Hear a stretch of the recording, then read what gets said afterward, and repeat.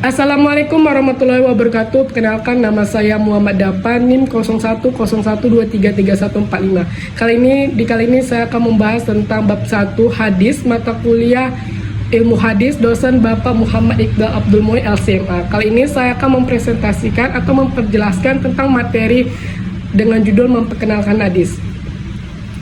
Baru, yang pertama adalah hadis.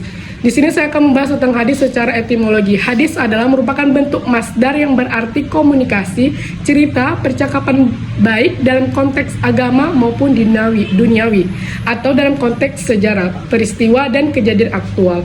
Penggunaan dalam bentuk kata sifat adjektif mengandung arti. Yang pertama al-jadid, yaitu adalah sesuatu yang baru. Yang kedua adalah al-kabar, yaitu berita ataupun yang dipercakapan atau dipindahkan. Yang ketiga adalah al-qorib, yaitu sesuatu yang dekat. Lalu secara terminologi, ahli hadis atau ahli usul fikih berbeda pendapat dalam memberikan pengertian hadis ini. Di kalangan ahli hadis ini sendiri ada beberapa definisi yang berbeda. Ada yang mendefinisikan hadis adalah yang artinya adalah segala perkataan Nabi Muhammad SAW, perbuatannya dan alwiyahnya.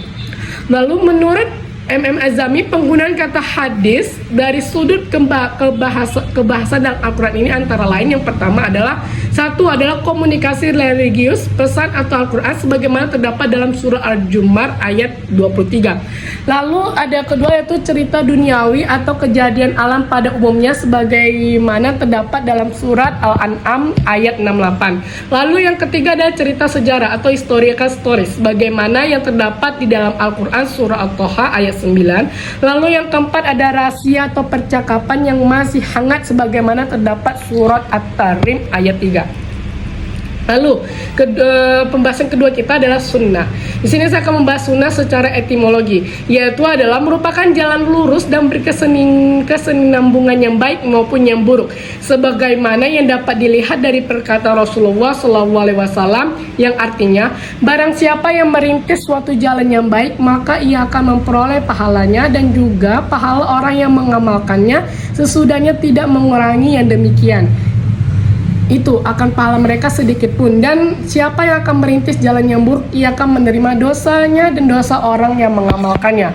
Lalu secara terminologi, sunnah ini adalah sedangkan menurut istilah yang digunakan oleh muhaddisin, sunnah adalah segala sesuatu yang dikaitkan dengan Nabi SAW baik berbentuk perkataan, perbuatan, takrir, bentuk fisik, moral maupun perjalanan hidup baik dilakukan sebelum diangkat menjadi nabi seperti bertahabus di Gua Hira maupun sudah menjadi rasul.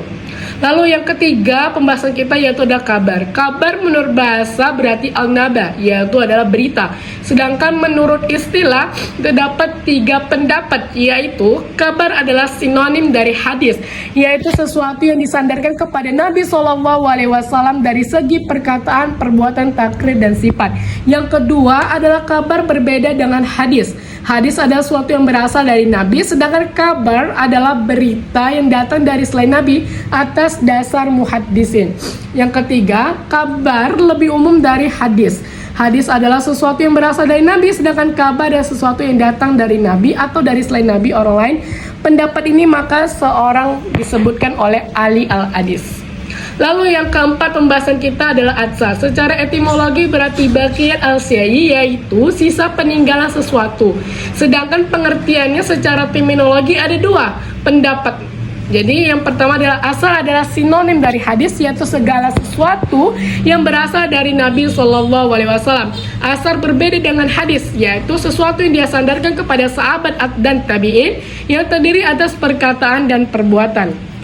Dari keempat pengertian tentang hadis, sunnah, kabar, dan asar sebagaimana diuraikan di atas, dapat ditarik suatu pengertian bahwasanya keempat istilah tersebut pada dasarnya memiliki kesamaan maksud. Segala sesuatu yang datang dari Nabi SAW baik berupa perkataan, perbuatan maupun ketetapan.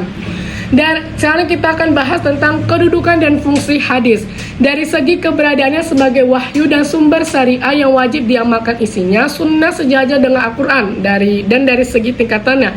Ia berada berdampingan dengan Al-Quran karena ia berfungsi menjelaskan sebagaimana firman Allah Subhanahu wa taala yang artinya Mereka kami utus dengan membawa keterangan-keterangan mukjizat dan kitab-kitab, dan kami turunkan az-zikri Al-Quran kepadamu agar engkau menerangkan kepada manusia apa yang telah diturunkan kepada mereka dan agar mereka memikirkan.